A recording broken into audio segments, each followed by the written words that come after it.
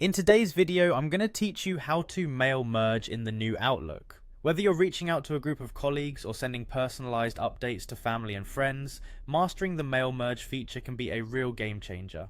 Let's dive right in and explore this powerful Outlook feature together.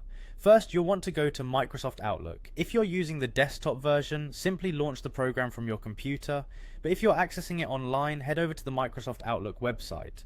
Once you're there, the next step is to sign in. You'll find the sign in button conveniently located at the top right corner of the page. Go ahead and click on it. After clicking, you'll be prompted to enter your email and password. Make sure you have your login credentials handy to streamline this step. Once signed in, you'll have access to all of your Outlook features and settings. With that done, let's get to the heart of the process. Look for the New Mail button, usually positioned prominently on your Outlook screen. Clicking it opens up a new email window, which is where you can start drafting your message. But for our purpose today, we're going to explore something a bit different. You'll notice a down arrow adjacent to the Send button in the new email window.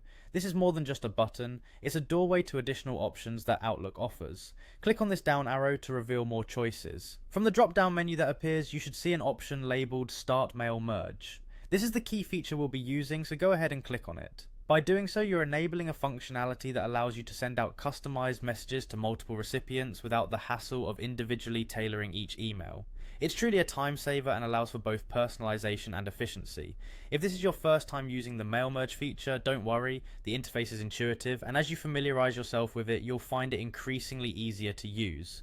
Remember, mail merging allows you to substitute placeholders in your email with real data for each recipient.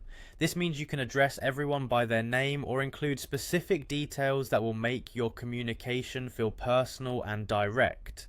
And there you have it. You've just learned how to effectively start a mail merge in the new Outlook. This tool is a fantastic way to ensure your communications remain both efficient and personalized.